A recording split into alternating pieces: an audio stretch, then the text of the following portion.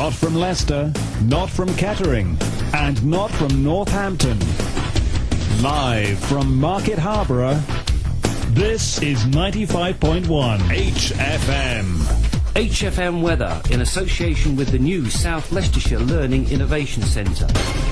New location, new ways of learning, new experience for you. For more information, telephone free on 0800 731 6723. Is Calgary in Canada? Excuse my ignorance, Terry.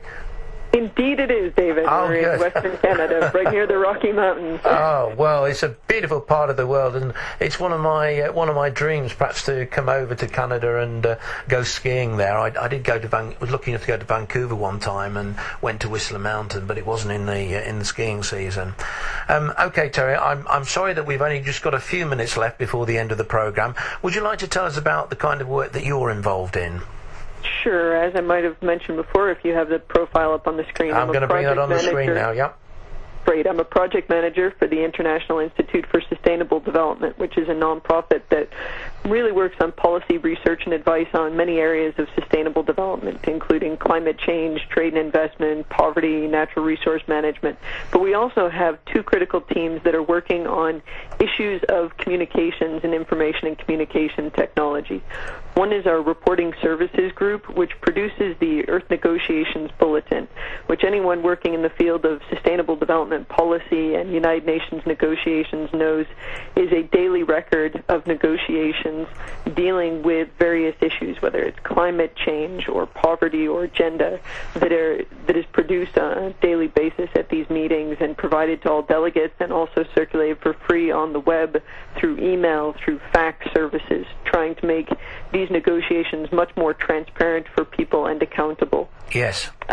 The second area of work is our knowledge communications team that I work with, which really does action research on how do you change decision-making for sustainability? How do you include more people? How do you reach them? How do we figure that people actually make decisions these days? I think one of the things we've seen with the growth of flow of information and boom in information and communication technologies is that people really aren't rational decision makers. We make decisions for a number of reasons. And trying to sort through all of that and figure out how to influence various processes.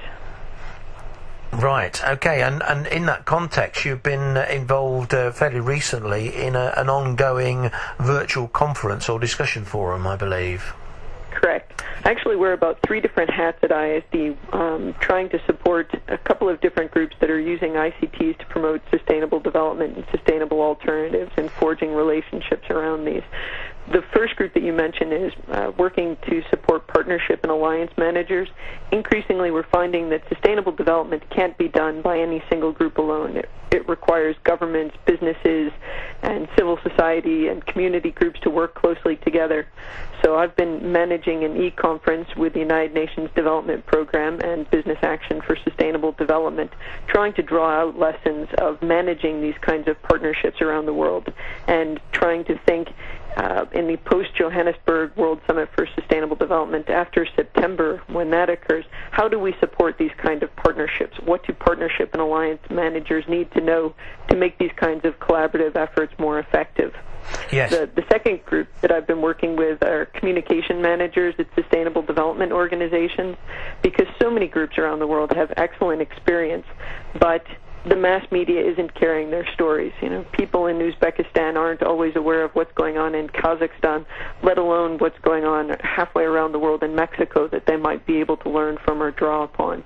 So it's been useful trying to get these communication managers working more closely together. Yeah. And then Sorry, carry on. Yep, the third group, David, is young people. Increasingly, young people are the real owners and innovators with information and communications technologies. They are also among some of the most active and concerned citizens in the world on issues of sustainable development and social justice in the environment.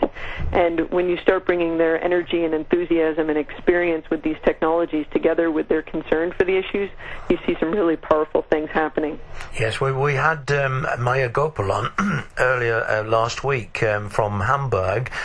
She's doing a lot of work with young people on sustainable development, and I think what I'll do is I'll put you in touch with Maya, because I'm sure she'll find your work extremely valuable. Terri, I'm sorry that we're going to have to cut the program short because we're just about running up to the news time now, but